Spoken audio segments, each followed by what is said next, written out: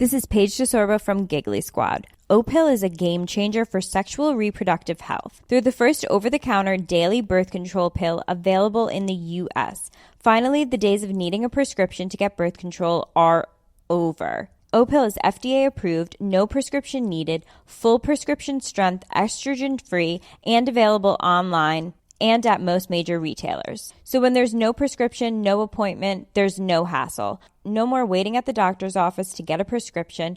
Opill will be easily accessed over the counter, in store, or online, and will be ready for when you need it. Opill is available online and at most major retailers. Use code GIGGLY for 25% off your first month of Opill at opill.com.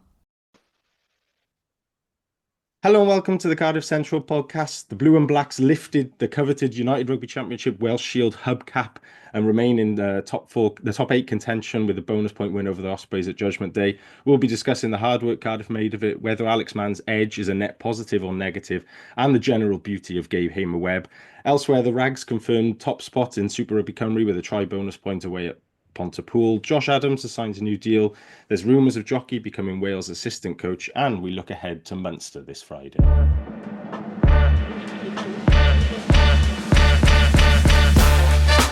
You're listening to the Cardiff Central podcast. On the panel this week, I'm joined as always by Frazier Stroud. Fraser, how are you? Not bad as always, yeah. Good stuff. Joining us this week, Harley Worthy. Harley, how are you? Yeah, I'm good, thanks. I'm enjoying my semi-retirement from the pod. Good stuff. And Steve Coombs. Steve, how are you? Yeah, good. Still on the upward curve after a couple of weeks ago and enjoying being the podcast super sub. Yeah, a late change in the lineup there, so thank you for stepping in. We'll start this week at the Principality Stadium on Saturday, Judgement Day, where Cardiff beat the Ospreys 36-19. A couple of three-word reviews after what was a breathless afternoon on social media. Got Andrew, who says Welsh Shield champions. Ben says unbelievable effort, lads. Andy said attitude, attitude, attitude. And Reese, turmoil to redemption. Fraser, coming to you first for general thoughts on a game that we did kind of just about prepped over the line despite a healthy scoreline in the end. Yeah, it was an odd one. I mean, I think in the first half we were brilliant. I thought we defended excellently throughout the game, but I think we had great defence. Our line-out defence was really good. Scrum was solid, and I think generally we kind of actually had the upper hand on the scrum throughout the game, which was a bit of a turn-up. I think we were a nightmare at the breakdown as well. I think Alex Mann, we'll obviously talk about it a bit more later. He was an absolute pest. Always competing, disrupting ball. Josh Adams had some really good turnovers as well. And I think we just soaked up their attack. And it wasn't really that much. Obviously, they scored that try, Jack Moore, that burst, which was quite nice. But other than that, we seemed pretty comfortable in the first half. And then our attack was just so slick. It was superb. Obviously, we got, I think it was 4 out of 5 22 entries were a try, and it could have been 5 out of 5 if there wasn't that croc roll that disallowed the final try. But they were just such brilliant tries. The third one in particular, with Teddy Williams, with those incredible hands to set free Sheedy, and Sheedy with that dummy, and then the pop pass to Donald to score that try. And you obviously shout out to David Homer scoring a hat trick and obviously looking beautiful.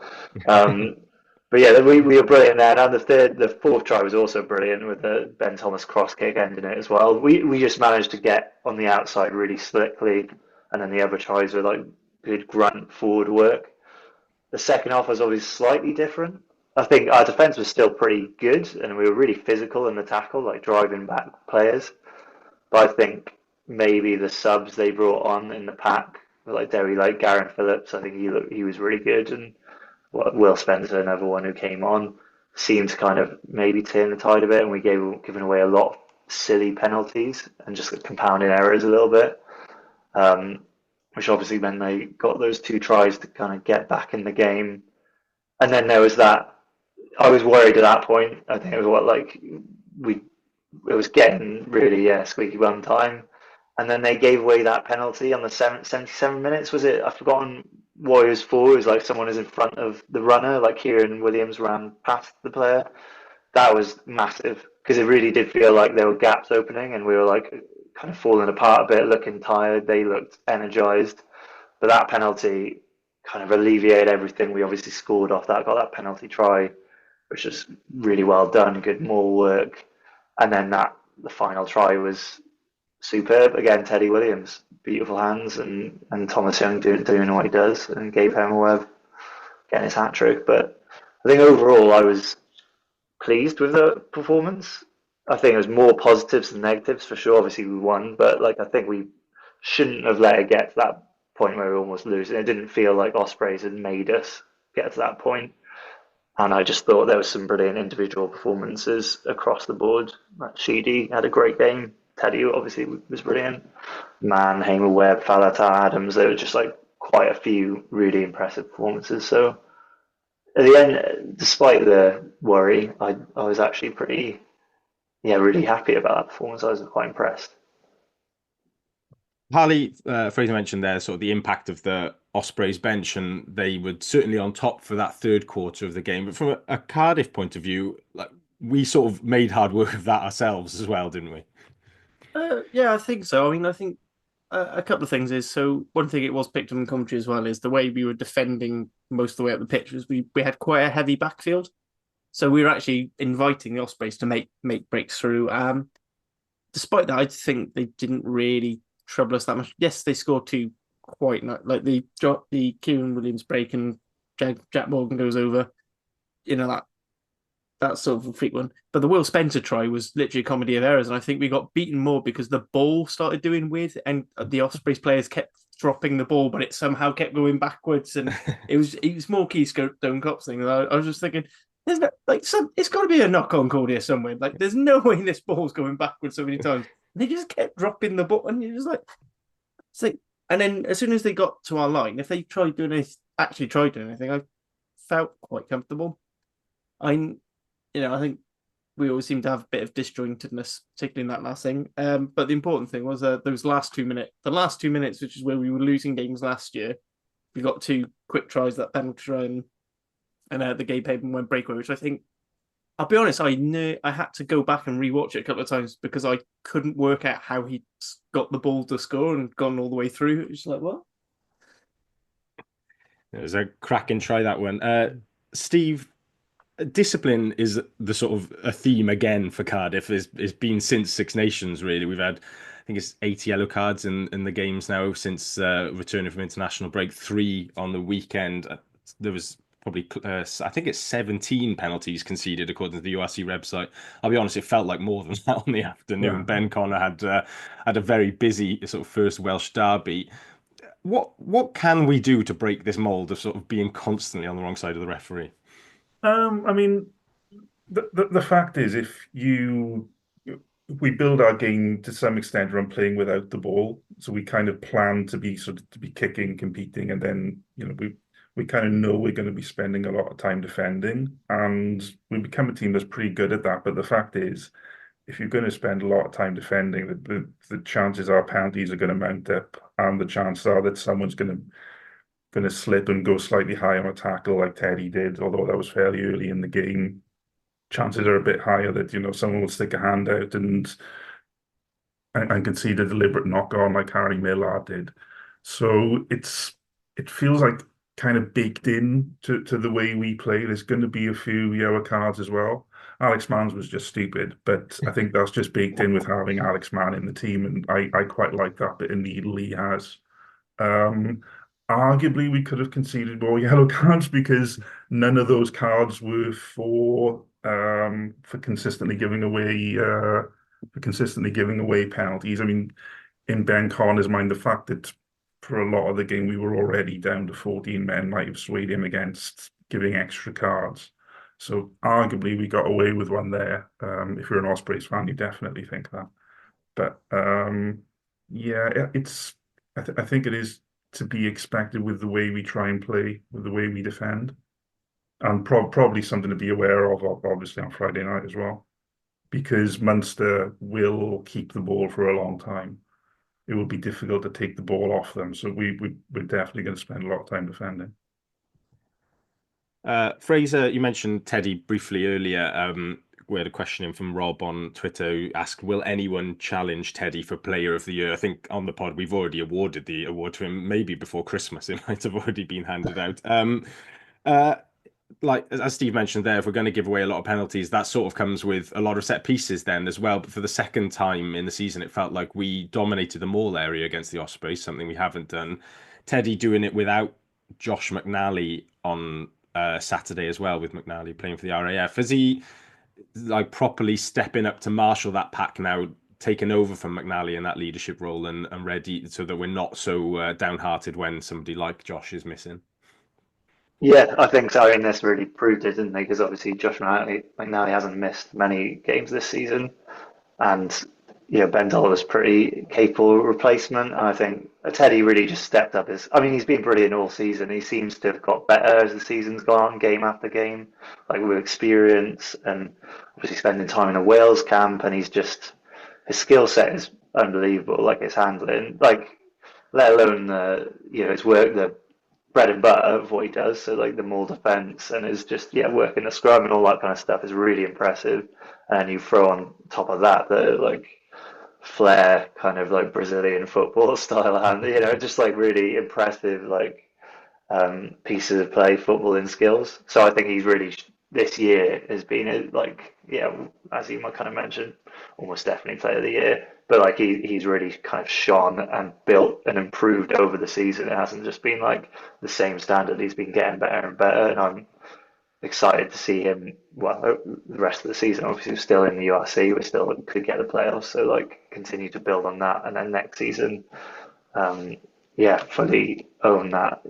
Being a really key player in our squad, and like moving forward, he's going to be so important for us for sure.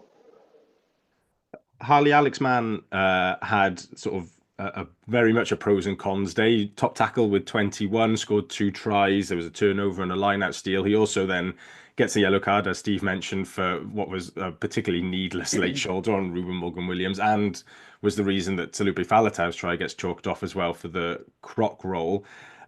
How much do we enjoy the sort of edge that he brings, and how much does he need to be told to calm down, or do we just need to wait for him to get more experience to sort of know where that line is?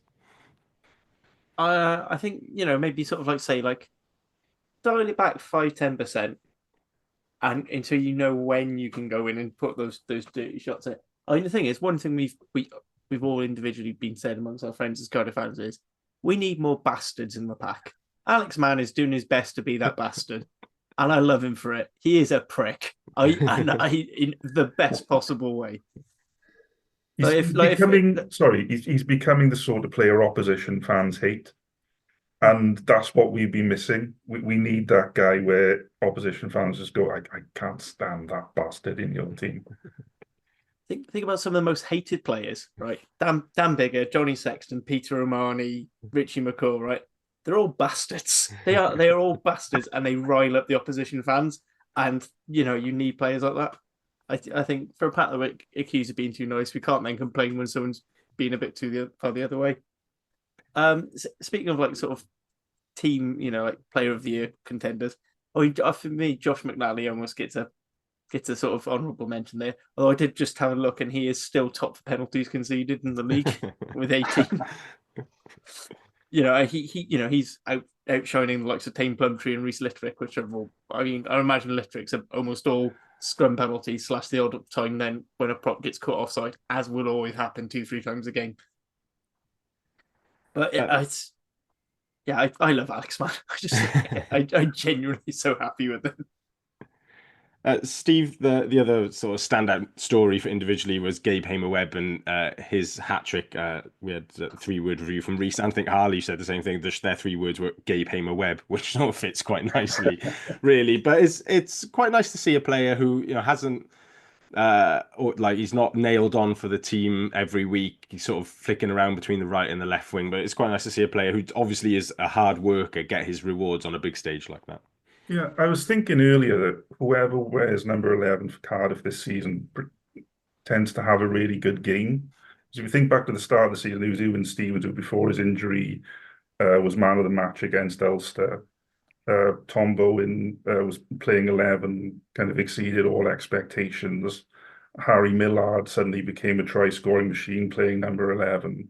Now Hamer Webb's moved across to 11 and he's man of the match, got a hat-trick. So I don't know if it's just because he's wearing 11, but he's probably benefited from having a run of games. Seems to have become more and more influential every week. I mean, I think you'd have start of the season, he probably would have assumed he'd be at the back of the queue in terms of the numerous winger options we've got. But yeah, coming to the end of the season, he's suddenly looking like a player who's very, very difficult to drop, which you wouldn't have said a few weeks ago. Took his tries really well. He looks strong, but I think he's also stronger than he looks, if you see what I mean. He ticks a lot of boxes and probably is an outsider for the Japan tour. Yeah, it'd be interesting to see him make it. I did enjoy the second try where he goes on the back of the Donald pass and he gets the ankle tap. I think it's a Jack Walsh who ankle taps him, and Yeah. I do wonder if that's actually a downside though to his sort of running style where he flicks his ankles out really far at the back, makes him absolute prime candidate for the ankle tap. But with Gabe, I just wanted to read his sister, all of his family were at the game. There was a nice moment where he went over and presented his man of the match medal to his mum afterwards. His sister posted a video on Instagram of that with the caption, 6 years ago, we lost our dad suddenly to a heart attack. This year, we lost our oldest brother to addiction. Today, my little brother had the best game of his life, and no matter how small our family feels, he made everyone so proud for never giving up on his dreams, which, we don't always see what's happening off the pitch with rugby players, and obviously he's had to overcome a lot this year, so it's nice to see him thriving on the weekend. Any more in relation to the Ospreys game? It was nice to see Sheedy give the kicking to Ben Thomas, even if he did miss the first one. But it was nice to sort of see that sort of look in, being able to admit to himself, look, I just haven't got it in for me today. Ben, you take over. Yeah, that's something we've been calling for a while. Is instead of Sheedy getting into his own head, which he can do, and it affects his play. Then, you sort of now I'm going to focus on playing well, which I thought he did. The most, I thought Sheedy had a great game, and that first conversion was really nice, and then the second one went right, and you just went, well, all right, that one was right on the touchline, and it's sort of not quite his right foot. But I mean, it was funny on the group chat of he missed that first one. It's like, right, give the kick into Ben Thomas, then Ben Thomas missed it, quick, get Dan's doppelganger on. Yeah, I think Sheedy's taken a little bit too much stick from fans. I mean, the goal kicking has been an issue, but I think you saw the really good sides of his game on the weekend as well. Times passes beautifully. But the other player I think needs a bit of recognition after the weekend is Ben Donnell, because he's a player who I think he's a classic underrated type player and probably has been helped by the injuries he's had, but I think he's kind of evolving into a very, very useful player. I mean, after Alex Mann, he was top tackler on the weekend, even though I think he was only on for about 60 minutes. And of course, he went through that gap, put Hamer Webb in for a try. I mean, if Josh McNally's putting in that performance, you'd probably say, oh, it's another example of how good Josh McNally's been for us. So I think bearing Josh McNally's advanced age in mind and the fact that he's had an absolute battering this season, it could be that Donnell ends up being the long-term second row partner for Teddy. And that answers for this week, Gareth on Twitter, who sends in every week what's happening with second rows going forward. That's a little answer for that. We'll have a look at squad building probably in the next 2 weeks now. Going on to Rags Corner quickly then, as we've got quite a lot to get through in the news segment. The Rags lost 27-47 away at Pontypool on Saturday. A bit of a changed up team as it was the last regular home game of the season, and it didn't matter anyway because the try bonus points secured top of the table, although I'm reliably informed by All Wales Sport that Ebbw Vale would have had to score 19 tries against Swansea to actually jump us in the end, because I think they do it on tries scored rather than points difference in that league.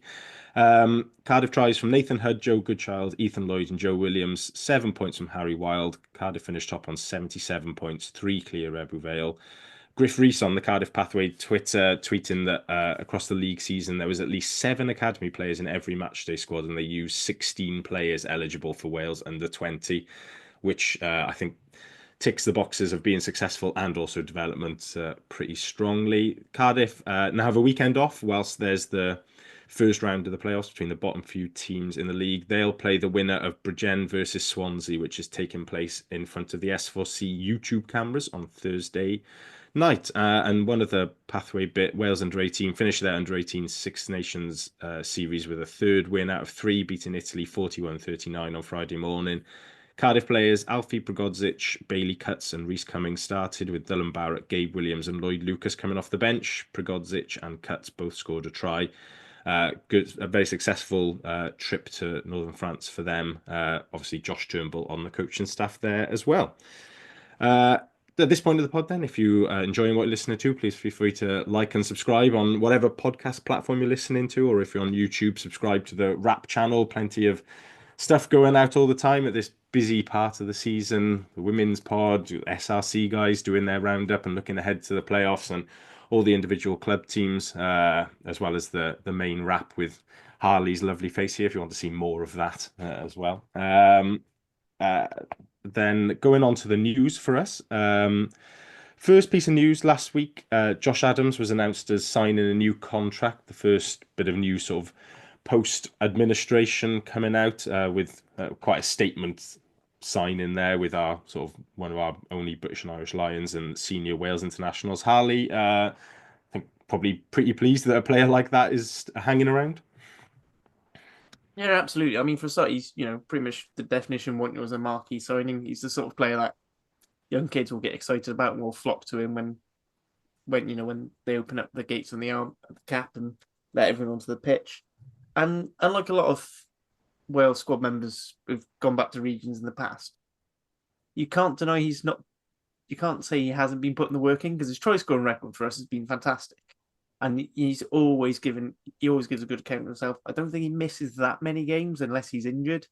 There's usually the one or two either side of the thing. And when he's there, he's doing well. I thought he had a fantastic game just doing the nitty-gritty stuff to allow Gabe to shine. Exciting player. I know he's probably going to be on the higher end of the budget, but I think he is someone who is worth that, because again, I think he's a player that fans get through. It'll be interesting. I think this probably means Faletau we won't keep, because I couldn't see a world where we kept both him and Faletau. No offense to Faletau, but I think he's earned his one last season in Japan, or going over to MLR or something for lols, and just go have a nice easy run. Felipe has had a hell of a shift, digging balls out of retreating scrums for Dragons, us, Wales, and Bath, and anyone else who's happened to play for.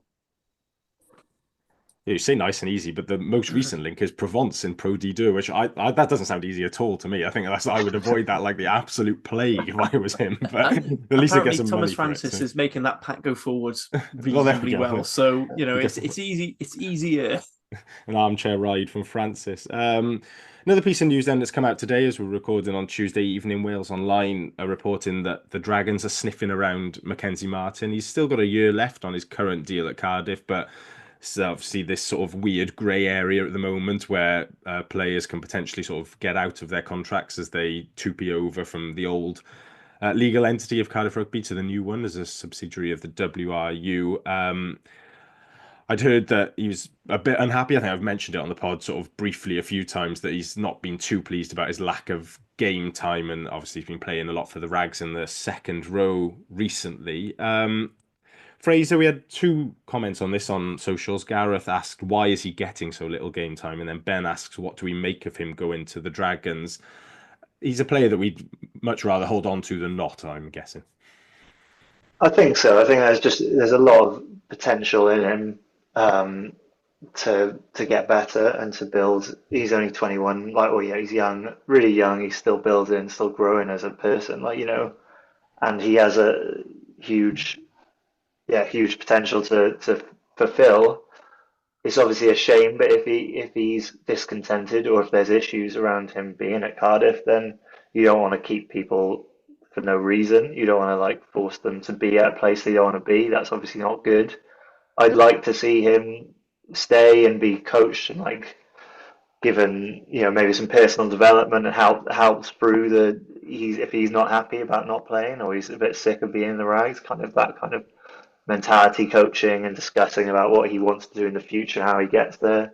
Because obviously, yeah, he's young, he might be a bit hot-headed, but he's the kind of player that Cardiff want to build on. He's like cropped, he's got Wales caps. I guess he might feel a bit like that he played for Wales like 2 years ago, and now I'm playing for the Rags, and I can see why he might be a bit like annoyed about that. But I think if he can be coached through that and made to understood where he is now, where he will be in the future, where Cardiff want him to be, I think that would be, for me, that would be a good decision.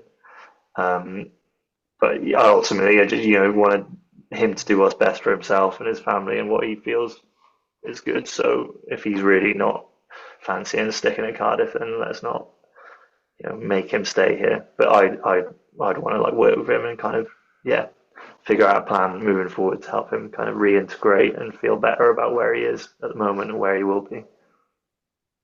I mean, the other thing is, though, I mean, he's only 21, so if he goes to the Dragons for 2 years, he'll still only be 23 when he comes out of contract, and he could come back a better player. So in the long run, it could work out for us. As Frazier says, if he's not getting game time, wants game time, then you can't really hold it against him if he's going to take an opportunity if they're telling him that they are going to play him. Absolutely. Although he would have Wainwright ahead of him, of course, if he wants to play number 8. It's a lot of options in that Dragons back row. A lot of young guys coming through as well. That they've re-signed and that from the under-20 setup and bringing new guys in from this year's under-20 setup as well. I think, from my point of view, I think if the club just need to be sitting him down and saying, look, as we mentioned, Faldhouse probably off this summer, and Lawrence has done a really good job for us, no doubt in that. I think everybody knows what a solid option he's been, but he's 27 at the start of next season. He's probably approaching his ceiling in terms of where he's going to go progression-wise. Big Mac undoubtedly has a very high ceiling in terms of the power and explosiveness of his carrying game. So I don't think, as much as it might become another sort of De Beer Sheedy almost scenario where everybody really enjoys Lawrence and wants to see him carry on playing, if they sat down and said to Big Mac, look, you'll be the starting 8 at the start of next season and we're going to back you from there, then hopefully that would be enough to keep him and get him on board with his own career progression alongside the future progression of the club as well.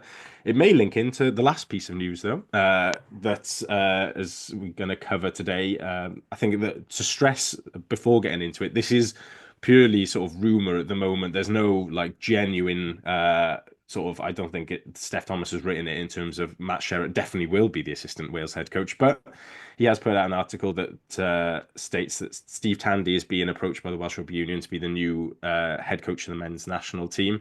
Within that, then, there's a question mark over whether Tandy will be available for this summer's tour, and if he's not, then it seems set that Jockey and Danny Wilson are going to take Wales team to Japan. And a footnote of the article was that Tandy is believed to be eyeing up a move for Jockey as his attack coach going forward. A bit of comment on this on social media and in response to our tweet for questions. Morgan asks, could he do the job side by side? And Steve, JHM makes a similar point to the one that you made on Twitter yesterday, that Dan Fish is a possible replacement there if that was the case and Jockey were to move on and we could promote somebody like Gethin Jenkins to head coach and bring Fishy in. I suppose the question is not so much about whether we think it'll happen or not, but if it were to happen, would it be, it's obviously a disappointment, but is it the end of the road for this Cardiff rebuild, or has he built something that could continue without him? I wouldn't say it was the end of the road, because I think he's put really strong foundations there. First and foremost, he's put really strong foundations down for himself. He's built a coaching team around what he wants. He's beginning to build a squad around what he wants. And that's, there's plenty there that could be taken on by someone else. Ideally, obviously, we wouldn't want to lose him. I think if he did go, the likelihood probably would be that Gethin Jenkins would be promoted. I think he'd want to go for continuity and so promote from within. I think Gethin Jenkins was the official head coach for the Leinster game when Jockey wasn't here. And then I think, for an attack coach, I think Dan Fish kind of picks himself. It's kind of meant to be that at some point Dan Fish is going to be coaching the Cardiff senior team. Yeah, for lots of reasons, for continuity as well. He knows a lot of the players. He's been successful with the Rags. The Rags play a very similar style of play to the first team. And also one big strength Matt Sherratt has had as a Cardiff head coach, and one reason why it turns out he's been the ideal head coach for us is he understands the club very well. So you'd want someone else who has that kind of knowledge and understanding of the club there. And I don't think you could get anyone better than Dan Fish, the most Cardiffian person in existence. So yeah, I'd totally be down with Dan Fish being promoted, but like everyone else, I really wouldn't want us to lose Matt Sherratt. And I think it'd be a little bit a slightly odd move for Wales, or slightly odd move for Steve Tandy, because obviously Sherratt has proved that he is an excellent attack coach, few better. But if you were Steve Tandy, would you want your assistant to be someone who is just doing your job? That feels like a weird dynamic. So yeah, let's see what happens. Hopefully he stays. Yeah, I think the other thing to add there is that there was a few calls when that came out on social media about internal promotions and people saying, oh, this would be the time to go and really invest in a major head coach, but probably is not the right time actually for Cardiff, with no chairman, no board, and a CEO that's the thing, isn't it? I mean, before we start talking about who's going to coach the team, we don't have a board yet. Yeah. First things first. Yeah, so I suspect even if it's just for a year, perhaps, and they see how it goes with Gethin or promoting Fishy or something along those lines before bringing something else in. But yeah, obviously, first preference I think for all of us involved is that Jockey stays very much where he is going into next season. Right, final part of the podcast then. We'll look ahead to Friday night's game, last home game of the regular season for Cardiff, taking on Munster at the Arms Park, 7:35 kickoff.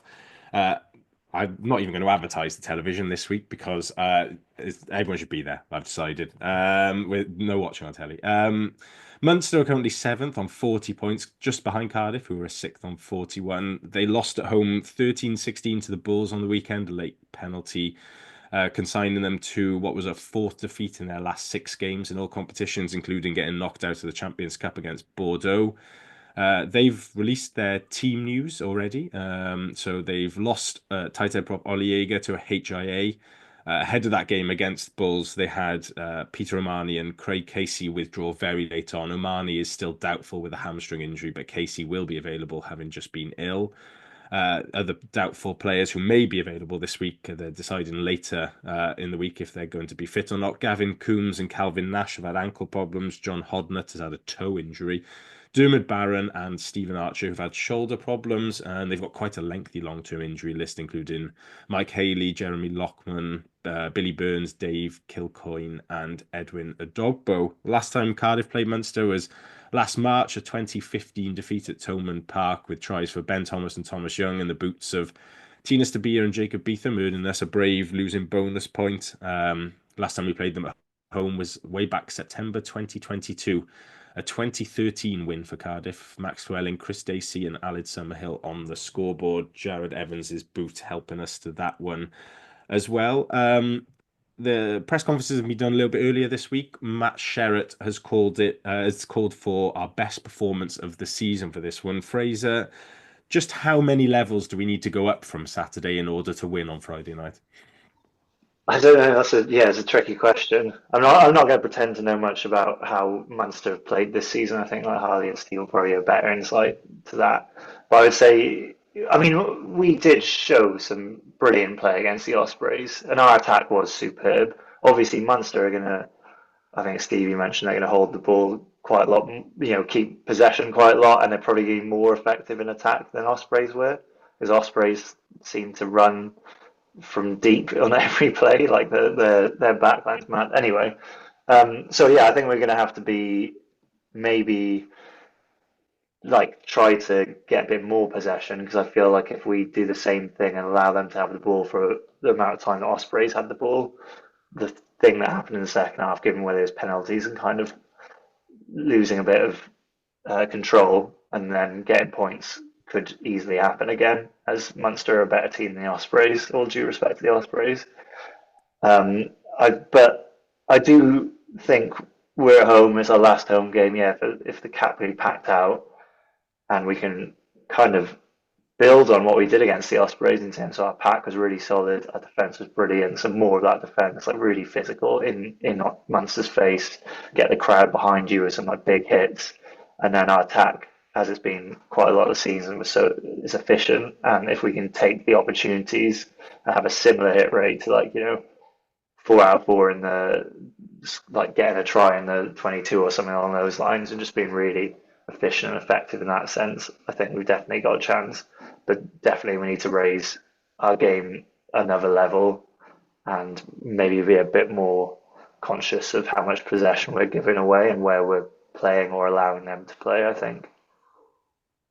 Harley, I don't know how closely you followed Munster this season. I don't think many Cardiff fans would have predicted that we'd be a point above them at this point of the campaign. They seem to be in a constant sort of state of off-field turmoil almost there, Munster, in their bid to sort of catch up with Leinster. But what are we making of Munster this season? It's quite hard to know what to make of them because you never know which team's going to be fit. Like, is it literally going to be the bare ass bones of whoever's left, or is it the island quality players? Their line out and scrum from week to week is somehow less consistent than ours.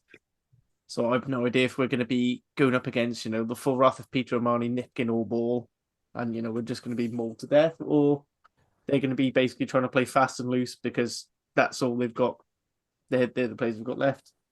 I think losing Ollie Jaeger, likes of Ollie Jaeger and Dave Kilcoyne being out, those are some very key props to them. So I think there's an area for us to target, weirdly. Never thought I'd ever say that Cardiff should target the scrum. But it is. I think the way Josh McNally and Teddy Williams run our line out in the defence, I think should cause them a few problems as well.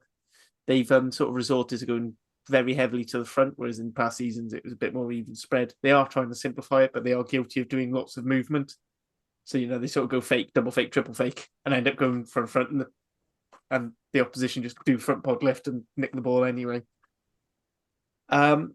I think got to be careful. Jack Crowley is a very good fly half, despite what the Irish media are telling everyone else. He is very good, so I think we've got to be on. I think the key thing for us is we've got to take every single chance. Which, when we've played well this season, we have. If you look, most games our points per entry is high. It's usually about a try. If not, the only reason we don't tend to get sevens is for aforementioned goal kicking issues. I think. I said, if there's a penalty in front of the post, take it. Just grind it out.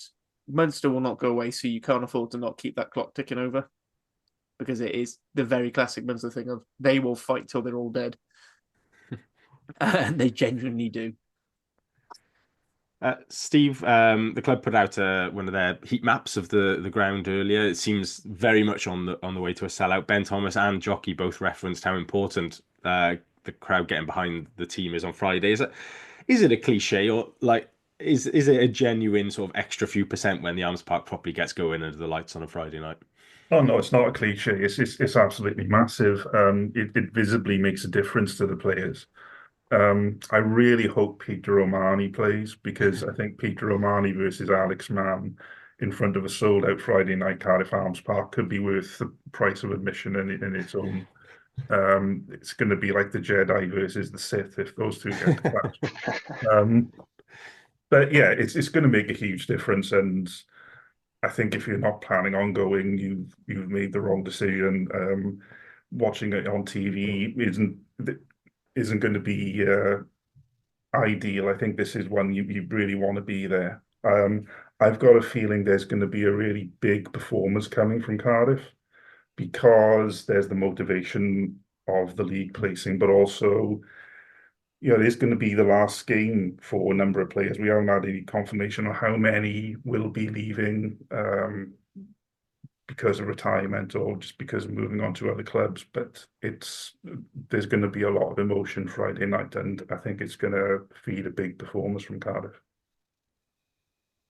Getting on to team selection then. there's going to be a few sort of question marks over this one about what if so and so is fit. We saw Josh Adams limping off with what appeared to be some sort of groin issue on Saturday afternoon. Liam Belcher looked a bit banged up going off as well, with about 10 minutes to go. The club haven't put out any training footage or anything like that. I suspect purposely this week to try and keep that as under wraps as possible before the team announcement, try and avoid any sort of extra edge that Munster might have in terms of knowing what they're going up against. But I think for the purpose of this, we'll assume that Josh Adams is probably out. It looked like anything that forces Adams off is usually pretty severe. He likes to battle on for as long as possible if he can. We'll also assume the likes of Ray Lilo, Jacob Beetham are still out, those who were sort of maybe shorter term injuries and we haven't heard about. So, Harley, I come to you first for front row. Prop wise, we know the four it's going to be. It's going to be the same four again: Doma, Southworth, Litterick, and Azarati. They started big on Saturday with Doma and Azarati. Are we thinking Ron the front row again to tackle Munster from the start? I think that's definitely a good way to go for your strongest props. The one thing I'd be tempted to do is bring in maybe an Evan Lloyd from the start, just to have that extra physicality and carrying, because I think we are going to need to keep the ball a bit more than we normally do. But then again, if Belcher's fully fit, he's club captain, he should be starting. But I would like his experience in the dying minutes. If not, I would say I would be tempted to bring Lloyd on sooner than he came on Judgement Day, just to keep Belcher fit and fresh, because some of these players are going to have to go to South Africa, because we do have to go down there. And I don't think we've got a big enough squad to rest our full first team. Sounds good to me. Fraser, I suppose the back five question really after the weekend is, with McNally now coming back in, does he go straight back in, having missed a week of training and obviously played for the RAF? Or with Donald having gone so well in the second row, do you leave that as it was and maybe bring McNally onto the bench for this one? I'd probably start McNally, to be honest. I know, because he's been brilliant all season, and him and Teddy are a great pair. And Ben Donald definitely played well. He was really solid, but I mean, you could have him on the bench as the lock cover maybe, and him come on at some point. But yeah, I think McNally has shown his quality throughout the season, and let's continue drawing every last ounce out of him and get him on starting the match, I reckon. That was good. Steve, open side, there's sort of continual calls for Young to start, but every week it's just working very well with him coming off the bench and adding that impetus. I also thought James Botham was excellent, got through a mountain of work on Saturday. Is that the way Cardiff are going now with the back row? They're sort of settling into this, maybe not as overly like massively mobile, and they're still athletes, obviously, but they haven't got the mad levels of dynamism that Thomas Young has got. Maybe sacrificing that for being a bit more physical in contact. Is that working quite well for us?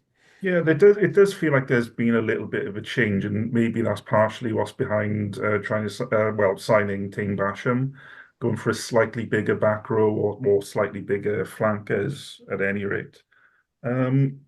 Young has operated very well as that super sub in the last 20 minutes of the game. I mean, we saw on the weekend, definitely.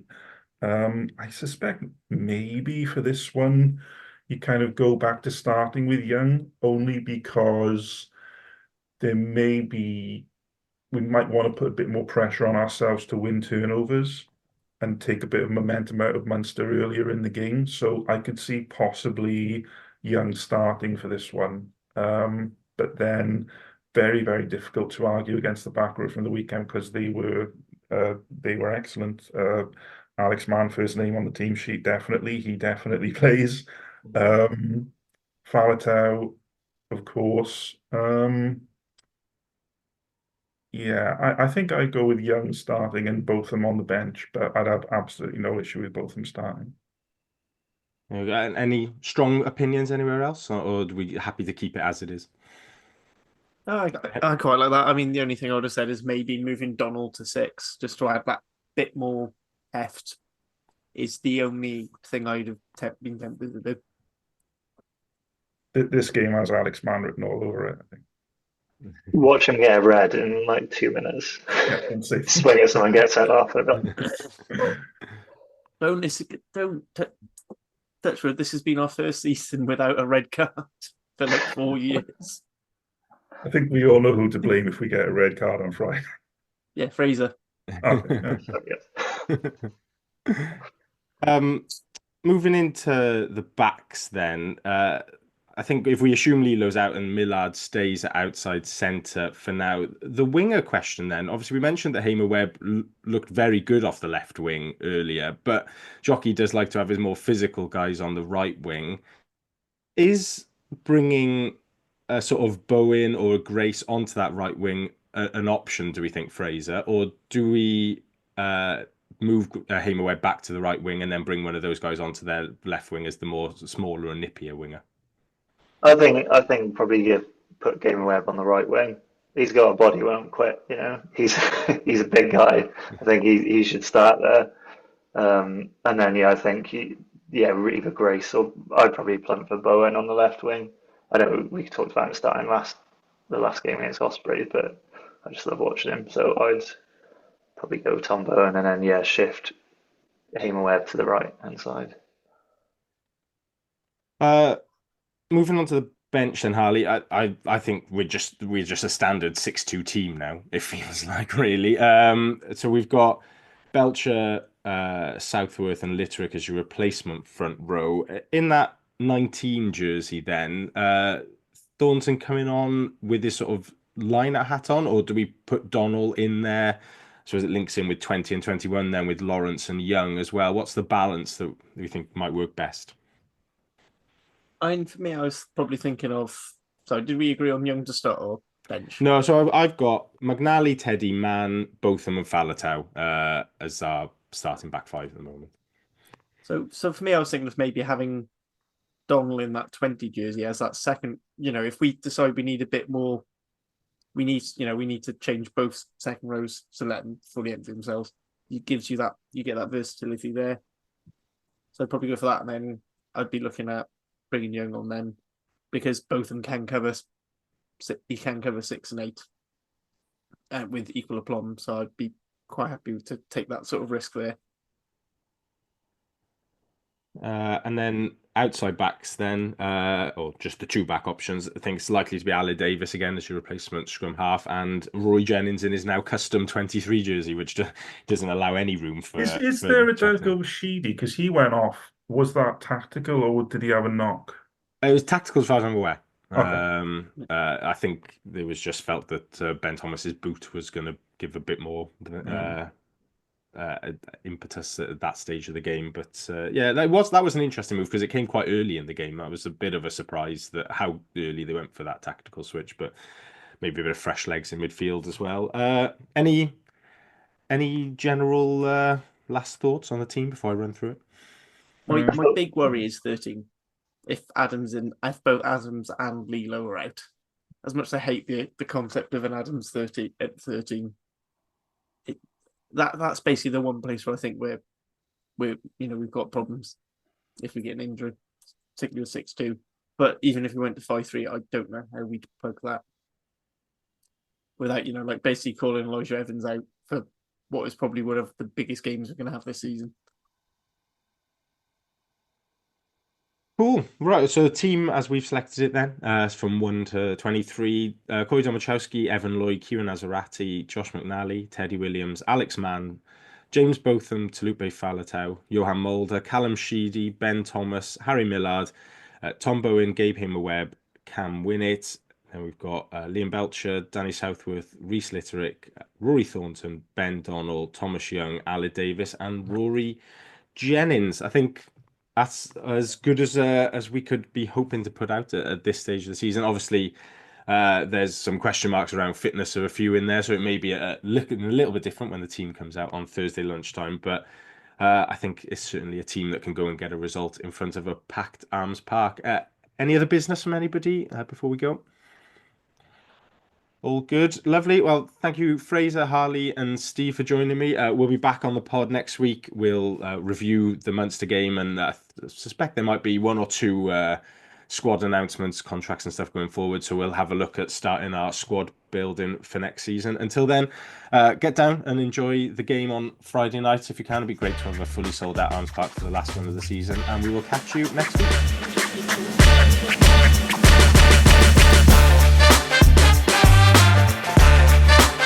That was the Cardiff Central Podcast. Please rate, review and share us on socials if you can, and join us again next week for more of the same. And until then, enjoy your rugby.